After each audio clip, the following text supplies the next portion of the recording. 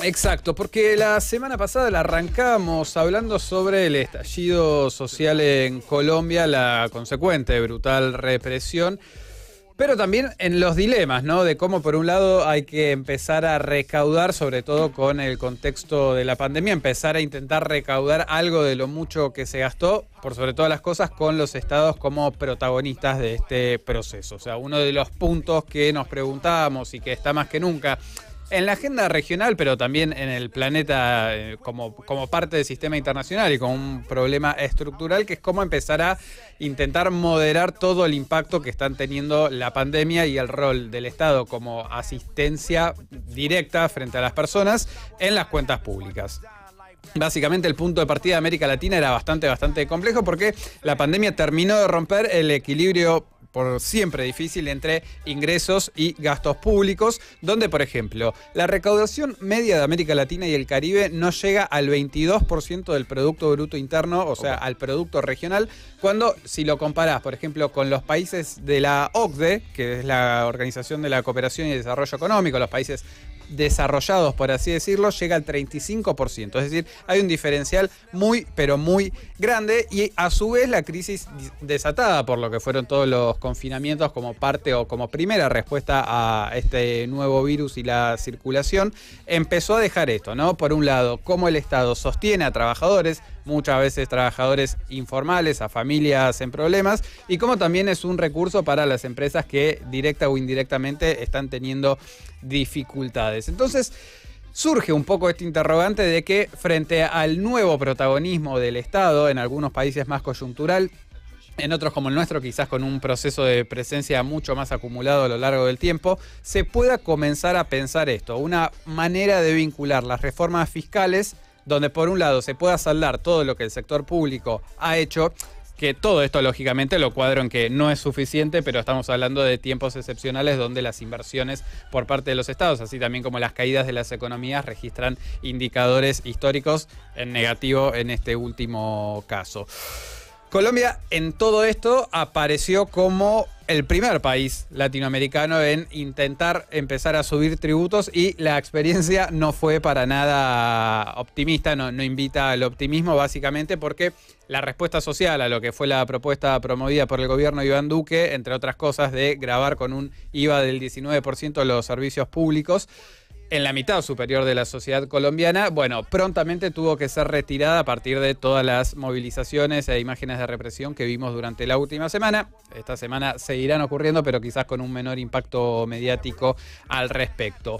Y todo esto en un contexto regional en el cual, por fuera del caso de Colombia, las principales economías, me refiero a Brasil y a México, tienen proyectos de reformas tributarias para empezar a intentar saldar lo que tiene que ver con este desfasaje histórico que, entre otras variables, incorpora, por ejemplo, que la gente cada vez viva más tiempo, con que esto también, a su vez, haga que sea necesario una mayor cantidad de dinero para subsistir, pero por sobre todas las cosas, en una región que no termina de repuntar y que tiene los mismos indicadores que quizás sobre la década de los 80, lo cual en términos comparados con el crecimiento que va teniendo el sistema internacional, la deja bastante relegada. Por ejemplo, Brasil, que es la nación más poblada de nuestra parte del mundo, tiene una reforma tributaria que desde hace mucho tiempo, antes de la pandemia, esperaba tener una aprobación para este año 2021. De igual manera, Andrés Manuel López Obrador, el presidente de los Estados Unidos mexicanos, si bien se pronunció en contra de cualquier tipo de reforma tributaria que pudiera impactar sobre la población más vulnerable, también está comenzando a presentar en el Congreso lo que es una iniciativa legal que, entre otras cosas, busque remontar o por lo menos apalear lo que fue la caída histórica del 8,5% de la economía mexicana durante el año pasado. Ahora bien, ¿cuál es el problema de toda esta introducción que les di? Esta era la introducción. Esta era la introducción, pero la respuesta va a ser Para bastante... estudiar va a ser un montón, entonces. Va a ser bastante más sencilla. Y es que las reformas fiscales que se promueven, por lo general, no tienen una dirección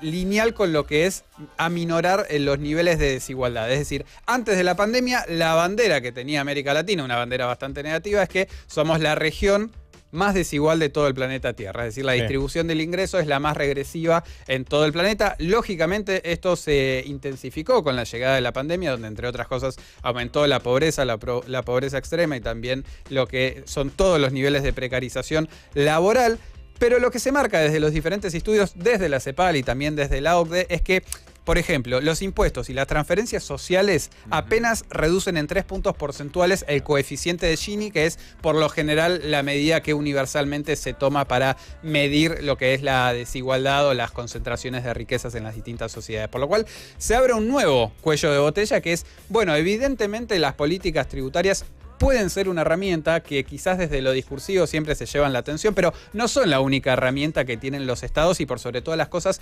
comienza a verse que no está tampoco asegurado que por más de que vos subas o bajes impuestos sobre los sectores más ricos o sobre las clases medias, vas a tener un impacto tan marcado en lo que es el nivel de desigualdad, por ejemplo, en nuestra región que es América Latina. Así que queda de ahora en adelante comenzar a ver nuevas maneras de comenzar a transitar sobre una región que evidentemente va a quedar muy relegada. América Latina es la más castigada por la pandemia, pero que al mismo tiempo cuando buscas implementar políticas que aumenten lo que es la recaudación del Estado, tenés también estallidos sociales, por lo cual tenés un dilema constante que por ahora no tiene solución y lo único que expone es la irrelevancia que cada vez más va teniendo América Latina en el plano internacional.